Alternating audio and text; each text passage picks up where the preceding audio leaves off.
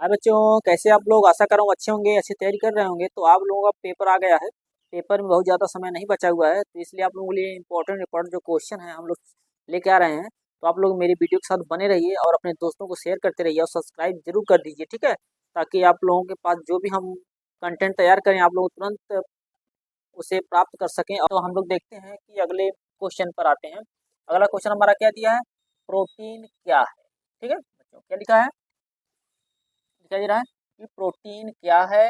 Protein की विकृतीकरण पर एक संक्षिप्त टिप्पणी लिखो।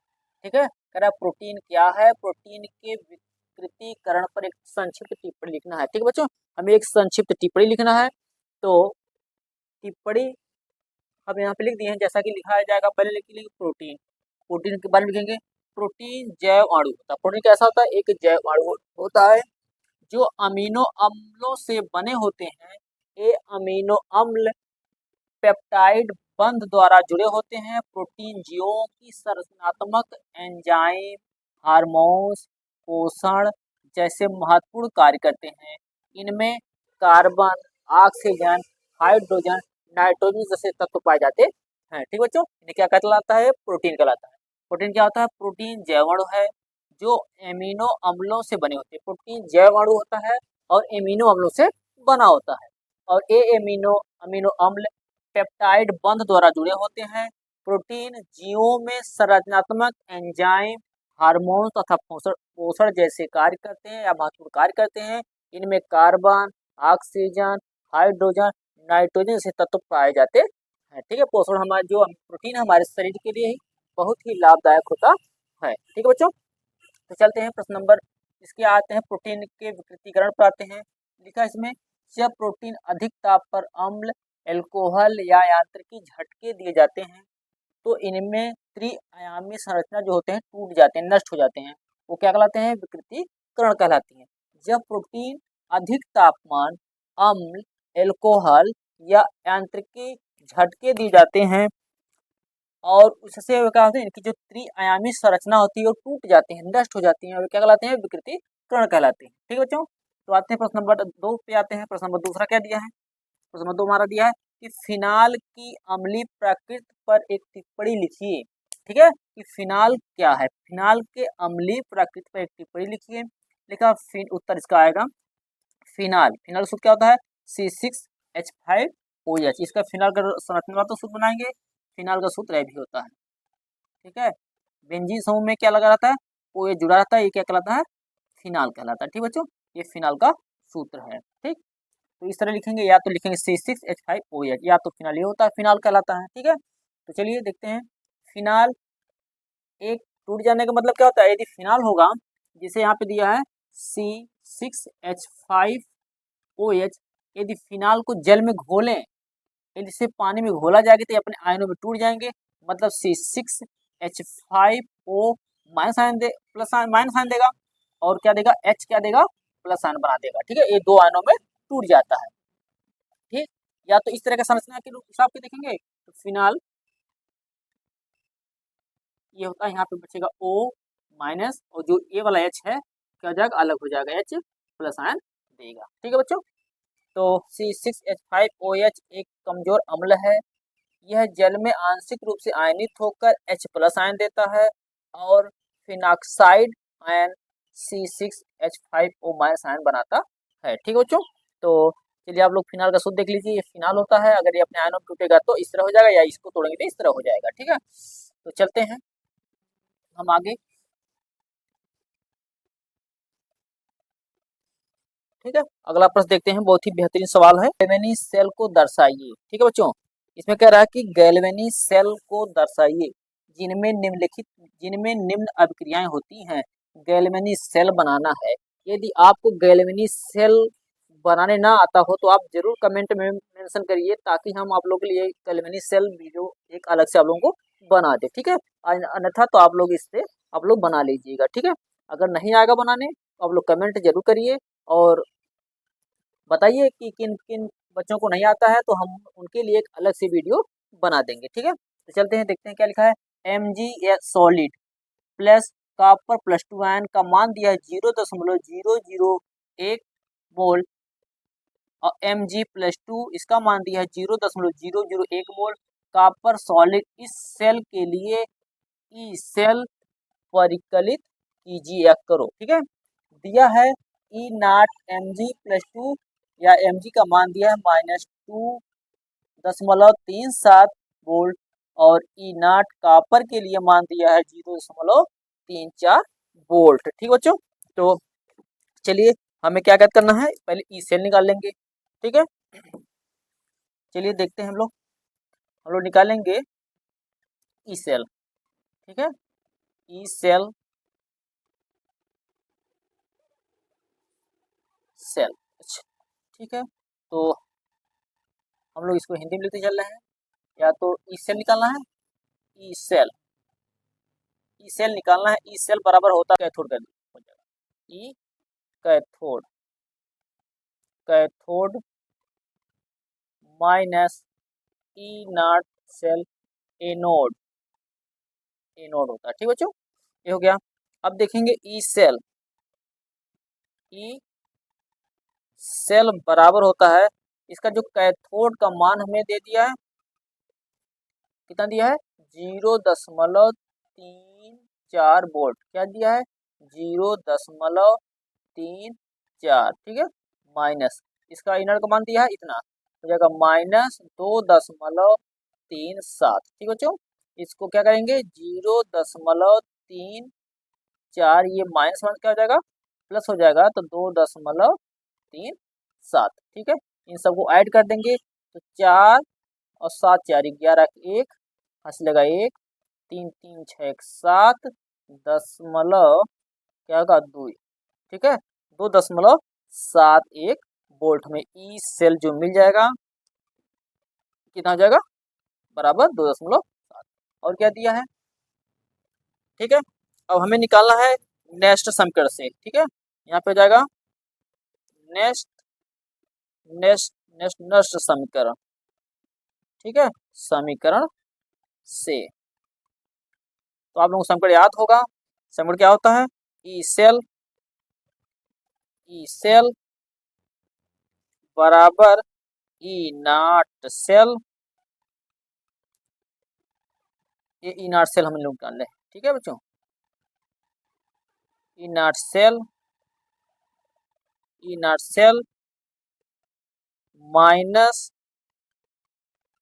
0.059 बटा n और log क्यू, ठीक बच्चों। चलते हैं आगे हम लोग, इसी सूत्र रखेंगे सवाल, मतलब लिखेंगे ई सेल बराबर, ई सेल का मान हम लोग कितना निकाले हैं, निकालने के 2.71 वोल्ट, कितना निकाले हैं 2.71, ठीक बच्चों। माइनस यहाँ क्या लिखा है, माइनस लिखा है, माइनस इसका मान क्या हो जाएगा 0.059 बटा एन का मान कितना दिया है, एन का मान कितना आ जाएगा 2, 2 आयन है, परमाणु की संख्या कितनी है, 2 परमाणु दिया गया है, ठीक है। 2 परमाणु दिया गया है, मतलब आयनों की संख्या कितनी है 2 दिया है, ठीक है। क्यू का मान आ जाएगा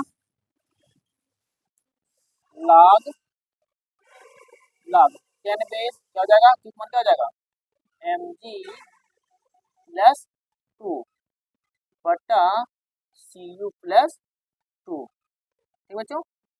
चलते हैं आगे देखेंगे ई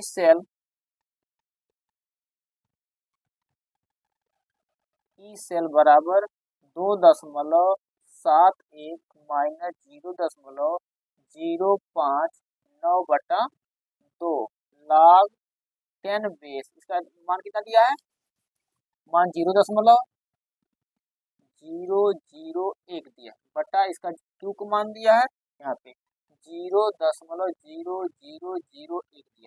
तो कितने अंक पे दशमलव देख लेंगे यहाँ पे 1 2 3 4 अंक पे, यदि जितने अंक पे दशमलव होता है उससे क्या कर देते हैं हम लोग गुणा कर देंगे, तो मतलब हो जाएगा यहाँ गुणा कर देंगे 1000 से, ठीक है, 10,000 से होगा, तो 4 जीरो है तो 4 जीरो गुणा कर देंगे 1 2 3, ठीक है। यहाँ जाएगा ई सेल बराबर 2.71 माइनस 0.059/2 log, ठीक है, यहाँ हो जाएगा 10 हो जाएगा, 10 बटा यहाँ क्या हो जाएगा 1 हो जाएगा। ठीक बच्चों, अगर गुणा करेंगे तो मतलब 3 अंक पे 10 मतलब 3 जीरो का बच जाएगा, 0 बच जाएगा। तो लाख 10 का मान क्या होता है 1 होता है। तो ई सेल बराबर 2.71, इसको अगर काटेंगे यदि तो इसे काट देंगे 2 से भाग, ठीक है।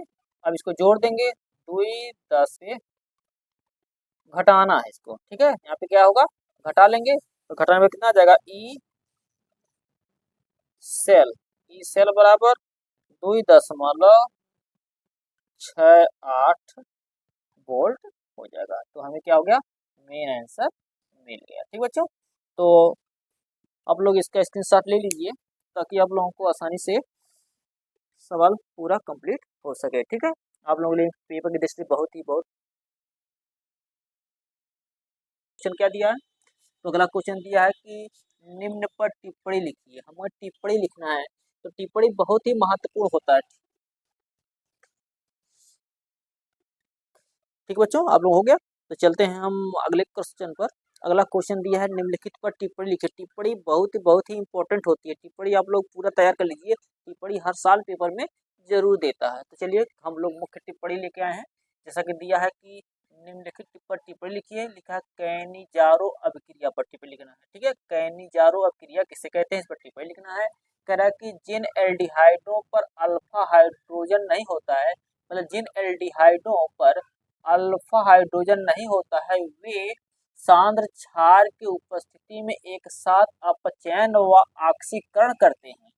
एक अणु एल्कोहल में तथा दूसरा अम्ल के लवण बदल जाता है। ठीक है, तो जैसे जो होता है कैनिजारो अभिक्रिया किसे कहेंगे, कैनिजारो अभिक्रिया में लिखेंगे इसकी टिप्पणी कि जिन एल्डिहाइडों में अल्फा हाइड्रोजन नहीं होता है वे सांद्र क्षार की उपस्थिति में एक साथ अपचयन होते हैं और एक साथ ऑक्सीकरण करते हैं और एक अणु एल्कोहल में तथा दूसरा अम्ल में के लवण में बदल जाता है। ठीक है, जैसे लिखा है 2HCHO, इसे क्रिया कराएंगे NaOH से बनाएंगे HCOO Na प्लस CH3OH, ये हमारा समीकरण हो जाएगा। चलते हैं अगला क्या हमारा टिप्पणी दिया है। टिप्पणी अगर दिया है कि क्रॉस एल्डोल संघनन किसे कहते हैं। क्रॉस एल्डोल संघनन, जब दो भिन्न एल्डिहाइड कीटोन क्षारीय माध्यम में अभिक्रिया करते हैं तो उसे क्रॉस एल्डोल संघनन कहते हैं। जब दो भिन्न एल्डिहाइड कीटोन क्षारीय माध्यम में अभिक्रिया करते हैं वे तो उसे क्रॉस एल्डोल संघनन कहते हैं।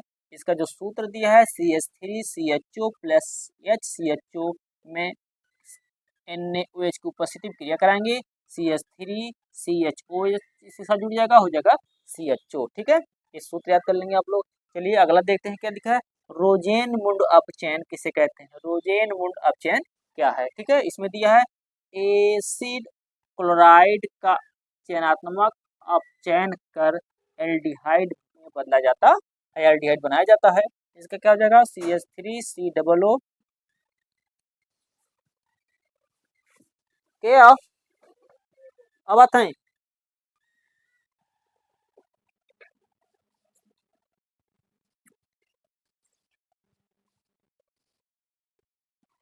तो लिखा है कि ठीक है CH3COOCl में H हाइड्रोजन से क्रिया कराएंगे BaSO4 की उपस्थिति में CH3CHO प्लस HCl। ठीक है, अगला टिप्पणी जो दिया है डाई एजोटीकरण किसे कहते हैं। ठीक है, लिखा है कि डाई एजोटीकरण वह प्रक्रिया है जो प्राथमिक एरोमेटिक एमीन Na जैसे होता है NaNO2 और तनु HCl के साथ कम तापमान पर अभिक्रिया करके एरोमेटिक डाइएजोनियम लवण बनाते हैं।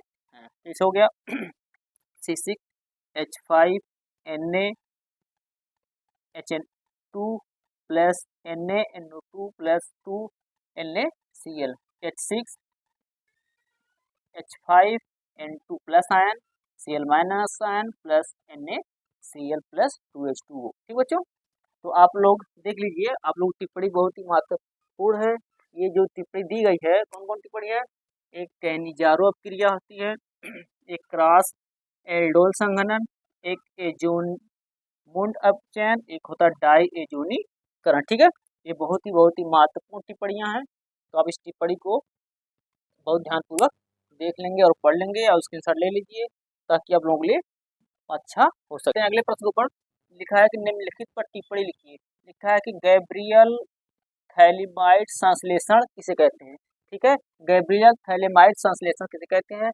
इसका आंसर हो जाएगा गैब्रियल थैलीमाइड संश्लेषण का उपयोग प्राथमिक एलिफैटिक एमिनो के निर्माण के लिए किया जाता है। ठीक है, कि थैलीमाइड संश्लेषण जो होता है, गैब्रियल थैलीमाइड संश्लेषण का उपयोग प्राथमिक एलिफैटिक एमीन के निर्माण के लिए किया जाता है। दूसरा क्या इसमें है? हाफमान ब्रोमेमाइड अपक्रिया किसे कहते हैं? ठीक है, हाफमान ब्रोमेमाइड अपक्रिया का उपयोग एमाइड के प्राथमिक एमीन में परिवर्तन करने के लिए किया जाता है। इसका सूत्र हो जाएगा आर। आर का मतलब होता है, जैसे आप लोग आर का मतलब हो जाएगा आर बराबर CH3 लिख सकते हैं, या तो CH3 CH2, मतलब एल्किल समूह होना चाहिए, मतलब हाइड्रोक्लोरिक अम्ल होना चाहिए, मतलब HCl CH3 या CH3CH2, या लिख सकते हैं CH3CH2CH2, मतलब इससे तरह बढ़ता चला जाएगा। उसी का मतलब होता है आर। मतलब ये होता है कि हाइड्रोकार्बन का एक लंबी चैन श्रृंखला होती है, जैसे मतलब कार्बन की जितना बड़ा चैन श्रृंखला हो सकता है, हम आर के बराबर मान सकते हैं। तो RC double bond O NH2 plus Br2 मतलब ब्रोमीन, ब्रोमीन से क्रिया कराएंगे सोडियम हाइड्रोक्साइड के साथ। NaOH को होता है सोडियम हाइड्रोक्साइड, का नाम भी लिख सकते हैं आप लोग, सोडियम हाइड्रोक्साइड, हाइड्रोक्साइड। ठीक है, इसका निर्माण करेंगे तो बनेगा आर, मतलब एमीन बनेगा। ठीक है, बनेगा RNH2 प्लस सोडियम कार्बोनेट। क्या हो जाएगा? सोडियम कार्बोनेट होगा। इसका नाम क्या हो जाएगा? Sodium carbonate, sodium carbonate. ठीक है, फिर सोडियम कार्बोनेट प्लस क्या बनेगा? सोडियम ब्रोमाइड प्लस का बन जाएगा जल बन जाएगा। ठीक है बच्चों, तो चलते हैं अगले प्रश्न की ओर चलते हैं। अब हमारा जो दिया है बहुविकल्पी दिया प्रश्न, क्या बहुविकल्पी जो प्रश्न आने वाला बहुत ही इंपॉर्टेंट प्रश्न है। इसमें लिखा है हेनरी स्थिरांक का मान क्या होता है? तो हेनरी स्थिरांक का मान इसमें से क्या होगा? लिखा पहला ऑप्शन दिया तापमान में वृद्धि के साथ बढ़ता है, या तापमान में वृद्धि के साथ घटता है, या स्थिर रहता है, या पहले बढ़ता फिर घटता है, मतलब पहले बढ़ता तत्पश्चात घटता है। तो इसका ऑप्शन नंबर 1 सत्य हो जाएगा कि तापमान में वृद्धि के साथ क्या होता? बढ़ता। जैसे जैसे वृद्धि होगी उसी प्रकार उसका तापमान में क्या होगा? बढ़ोतरी होगी। ठीक बच्चों, अगले प्रश्न पे चलते हैं। प्रश्न नंबर दिया है निम्नलिखित में से कौन सा अनुचुंबकी होता है? ठीक है, अनुचुंबकी पहचानना है, इनमें से कौन होगा? Zn +2 आयन, कॉपर +2, Sc+3 और Mn+3। इसका क्या होगा? मैग्नीज। क्या होगा? अब मैग्नीज वाला ऑप्शन सही हो जाएगा। ठीक बच्चों, इसका हो जाएगा मैग्नीज, मतलब क्या हो जाएगा? Mn क्या होता है सूत्र, इसका नाम क्या है? Manganese, manganese. ठीक बच्चों, ये वाला ऑप्शन हमारा सत्य हो जाएगा। चलते हैं अगले प्रश्न चलते हैं। लिखा है निम्नलिखित में से लिगैंडों में से कौन सा उभयदंती लिगैंड है? उभयदंती लिगैंड इसमें से कौन होता है? तो C2O4, या हो जाएगा दूसरा अमोनिया, या नाइट्राइड हो जाएगा, या जल हो जाएगा। तो हमारा ऑप्शन नंबर तीसरा क्या हो जाएगा? सही हो जाएगा। ठीक है, सो नाइट्रोजन डाइऑक्साइड। ठीक है, इसका नाम क्या होगा? Nitrogen dioxide ion. जब इसमें कोई या प्लस या माइनस लग जाता है उसे क्या पढ़ते हैं लोग? आयन पढ़ा जाता है। अगला है ऑप्शन प्रश्न है कीटोन का क्लीमेंसन अपचयन किसमें किया जाता है? ठीक है, H2, या बेरियम सल्फेट, या जिंक, या पारा, या सांड HCl, या लिथियम एल्युमिनियम हाइड्राइड, या जल, या इसका लाल फास्फोरस और HI। ठीक है, इसका ऑप्शन नंबर हमारा दूसरा सही हो जाएगा, जिंक वाला ऑप्शन सही हो जाएगा। ठीक बच्चों, तो ठीक है, चलते एक बार और देख लीजिए आप लोग कि क्या है। निम्नलिखित पर टिप्पणी लिखिए कि गैब्रियल थैलेमाइड संश्लेषण अपक्रिया क्या होती है? इसका होता है गैब्रियल थैलेमाइड संश्लेषण का उपयोग प्राथमिक एलिफैटिक एमिनो के निर्माण के लिए किया जाता है। ठीक है, अगला क्या है? हाफमान ब्रोमाइड अपक्रिया क्या है? हाफमान ब्रोमेमाइड अपक्रिया का उपयोग एमाइड को प्राथमिक एमीन में परिवर्तित करने के लिए किया जाता है। ठीक है, इसका जो रिएक्शन हो जाएगा आर मतलब आप लोग जाने का है हाइड्रोक्लोरिक अम्ल होना चाहिए।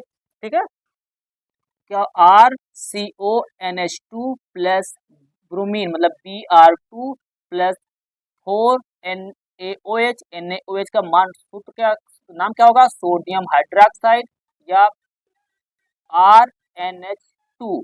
ठीक है, एल्किल एमाइड हो जाएगा, एमीन हो जाएगा, एल्किल एमीन का नाम होता है। इसका सोडियम कार्बोनेट हो जाएगा Na2CO3 प्लस 2NaBr प्लस पानी बन जाएगा। ठीक बच्चों, चलते हैं बहुत विकल्पित ओर चलते हैं। प्रश्न नंबर दिया है, पहला है कि हेनरी स्थिरांक का मान क्या होता है? दिया कि तापमान वृद्धि के साथ बढ़ता है या तापमान में वृद्धि के साथ घटता है या स्थिर रहता है, पहले बढ़ता है तत्पश्चात घटता है। इसका ऑप्शन नंबर 1 हमारा क्या हो जाएगा? सही हो जाएगा, तापमान में वृद्धि के साथ क्या होता है? बढ़ता है। ठीक है, अगला चलते हैं, निम्नलिखित में से कौन सा अणुचुंबकीय हो जाता है? मतलब इसमें से कौन सा होगा? जिंक होगा, कॉपर होगा, स्टेनलेस होगा मतलब एससी होगा या मैग्नीज होगा? इसका हमारा क्या हो जाएगा? मैग्नीज सही हो जाएगा। ठीक बच्चों, चलते हैं अगले के लिए। निम्नलिखित में से लिगेंडों में से कौन सा उभयदंती लिगेंड होता है? तो हो जाएगा C2O4 -2 आयन, NH3 या हो जाएगा NO2 माइनस आयन या H2O। ठीक है, तो हमारा तीसरा ऑप्शन सच हो जाएगा NO2 माइनस आयन। ठीक है, अगला है कीटोन का क्लीमेंसन अपचयन किससे या किसमें किया जाता है? Hydrogen, palladium, barium sulphate, zinc, पारा या सांड हाइड्रोक्लोरिक अम्ल या लिथियम एल्युमिनियम हाइड्राइड या जल के साथ या लाल फास्फोरस HI। इसका ऑप्शन नंबर दूसरा सत्य हो जाएगा। रोक दिया।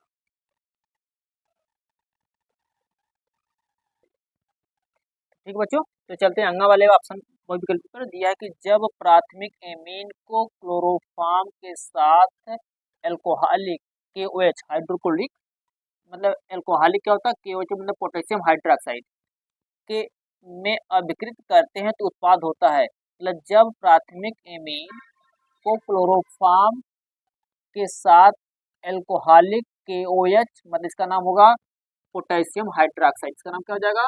Potassium hydroxide. Potassium hydroxide hydroxide ठीक है, पोटेशियम हाइड्रोक्साइड। एल्कोहलिक जो होता है पोटेशियम हाइड्रोक्साइड में अभिकृत करते हैं तो उत्पाद होता है। उत्पाद हमारा क्या हो जाएगा? आइसोसाइनाइड, एल्डिहाइड, साइनाइड और कीटोन। ठीक है, आइसोसाइनाइड सत्य हो जाएगा। ठीक है, इसका ऑप्शन नंबर क्या हो जाएगा? पहला ही सत्य हो जाएगा, आइसोसाइनाइड। अगला आज क्या वाला है? निम्नलिखित में B12 विटामिन B12 में होता है। जो विटामिन B12 में क्या पाया जाता है? कि मैग्नीशियम पाया जाता है, मतलब Mg पाया जाता है, या कोबाल्ट पाया जाता है, CO या निकिल पाया जाता है, या आयरन पाया जाता है मतलब Fe। ठीक है, इसमें मैग्नीशियम क्या पाया जाता है? इसमें कोबाल्ट क्या हो जाएगा? कोबाल्ट वाला ऑप्शन सही जाएगा। विटामिन B12 में क्या मिलता है? कोबाल्ट पाया जाता है। ठीक बच्चों, तो आप लोगों को मेरी वीडियो पसंद आए तो लाइक शेयर कमेंट जरूर करिए और अपने दोस्तों में शेयर करिए। ठीक है, और सब्सक्राइब जरूर कर लीजिए। धन्यवाद।